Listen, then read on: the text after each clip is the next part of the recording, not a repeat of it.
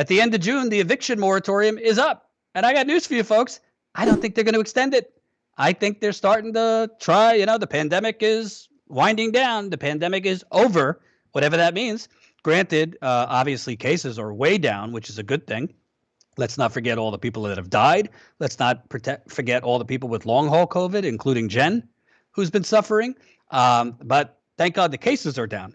So the cases are down. So Biden wants to do a victory lap. And just like Obama allowed all these people to be foreclosed on in 2009, 2010, and the media didn't blink an eye. Democratic Party said, too bad.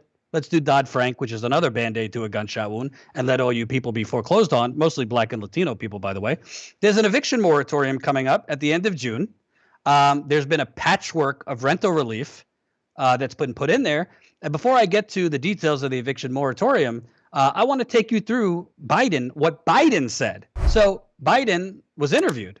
I think this was, during the campaign. He was interviewed by Vanity Fair. And the interviewer from Vanity Fair said, I interviewed the mayor of Seattle a couple of weeks ago, Jenny Durkin. She's a supporter of yours. Another neoliberal hack. I got to interview Kshama Sawant soon. I asked her about rent relief, and she said basically the federal government should be in charge of helping people who've lost their jobs, make their rent payments, make their mortgage payments. Is it possible to do some kind of federal rent bailout? Joe Biden, you ready? This is what Joe Biden had to say. Biden said, absolutely, there is, and we should. And we should also deal with housing overall. For example, we're in a position now where we have first-time homebuyers.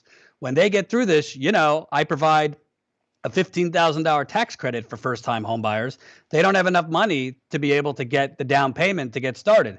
Nobody should be paying more than 30% of their income for rent. There should be rent forgiveness, and there should be mortgage forgiveness now in the middle of this crisis. Forgiveness. Not paid later, forgiveness. It's critically important to people who are in the lower income strata. Let me repeat that. For those of you in the back. Forgiveness. Not paid later, forgiveness. It's critically important to people who are in the lower income strata. So that was, let me get it for you.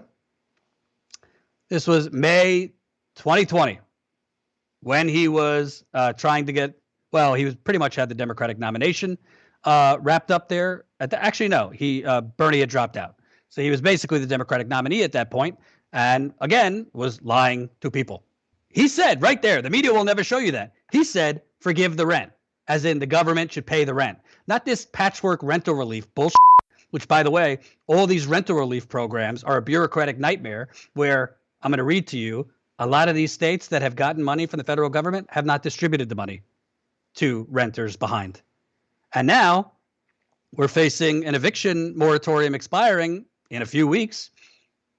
They're not talking about extending it. And honestly, I wouldn't be for them extending it because that's not the answer.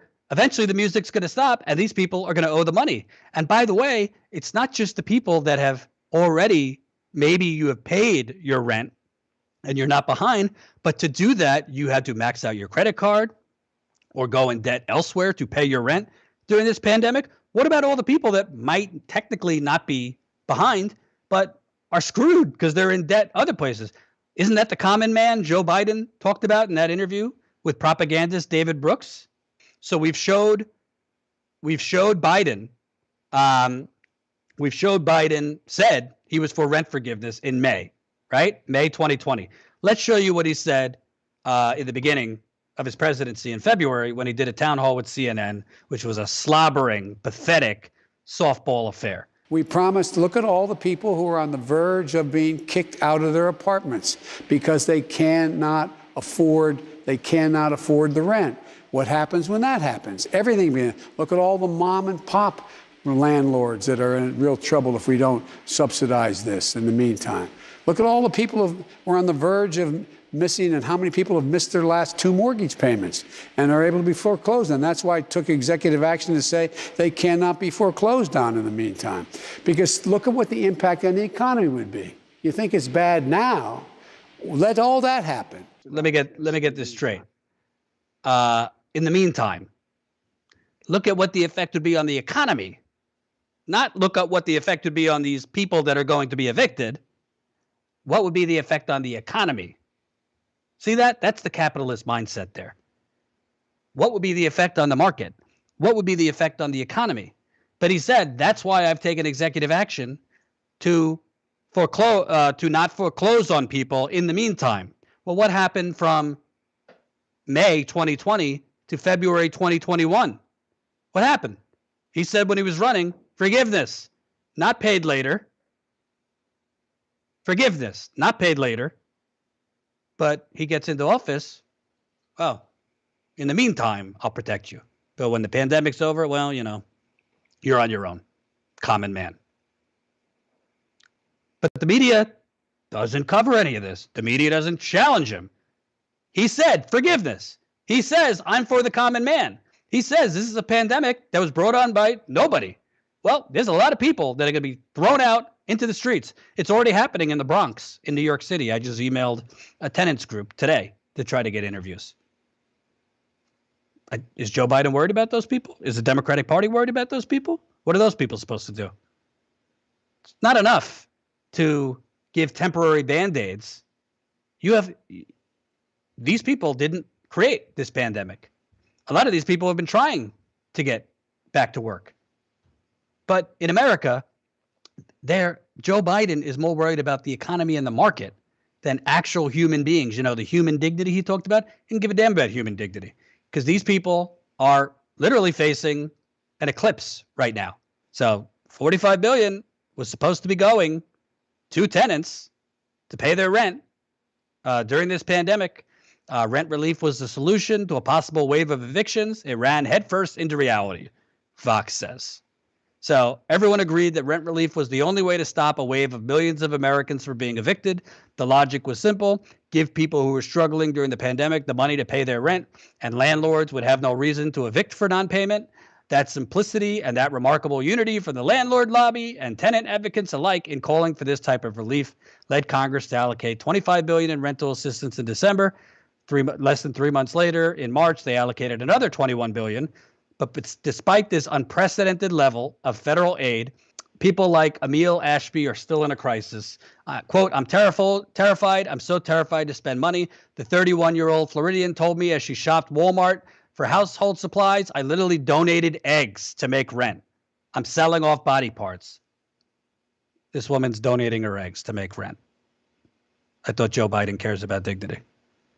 I'm selling off body parts. Ashbis, who says she works 11 to 12-hour shifts without a break at a Texas roadhouse to afford her $1,300 a month rent, didn't even know she could apply for rent relief.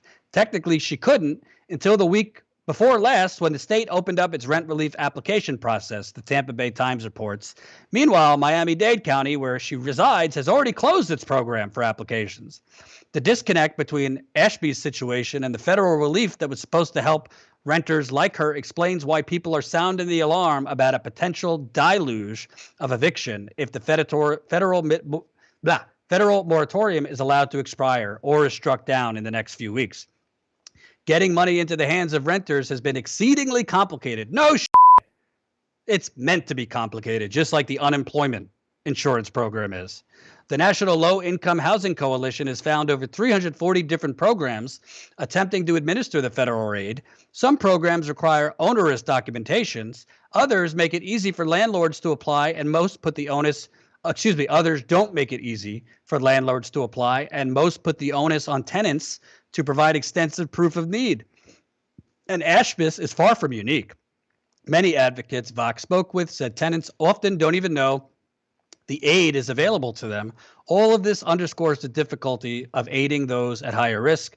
Georgia's Department of Community Affairs told me that it has distributed more than $4 million in rental assistance funding to landlords and tenants. The state has received over $552 million for that purpose. Let me repeat. Georgia's Department of Community Affairs told me that it has distributed more than $4 million in rental assistance funding to landlords and tenants, but the state has received over $552 million. Where's the $548 million? Where's the rest of it? 4 million? They're sitting on $552 million? Delaware State Housing Authority told me it has distributed $40,000 in rental assistance. 0.02% of its allocated funds. Idaho's Housing and Finance Association told me it has distributed 6.1 million of the 175 million it received from the federal government. Colorado's dashboard shows 2.8 million has been approved from the 247 million it has received. Arizona's dashboard shows 4.38 million has been dispersed out of the 289 million it has received. By the way, just so you know, this is a broader story than just this. This whole idea that, oh, well, the federal government gave Flint $180 million or something like that. Go ask the people of Flint, Michigan, how much of the money earmarked for them actually went to the residents of Flint, Michigan and water relief. It's the same story in other programs where Congress allocates certain funds, but they go through the state governments, and those state governments, it's just very interesting. They 8 out of 10 times kind of get siphoned off to other goodie bags and other little pet projects rather than where they're supposed to be going, with no audit and no oversight of where the money goes. I mean, I just read to you, you got 0.02% of the money being spent in Delaware that was sent to them. Colorado, 4 million has, no, not Colorado, Georgia, 4 million has been spent of the 552 million. Where is this money going? And by the way, even if they were trying to spend the money, how are people supposed to know? It doesn't seem like there's clear communication that you could apply. It seems that you have to show your blood type. If you know you have to apply, you have to show your blood type and 7 different forms of identification and ridiculous things. It's outrageous.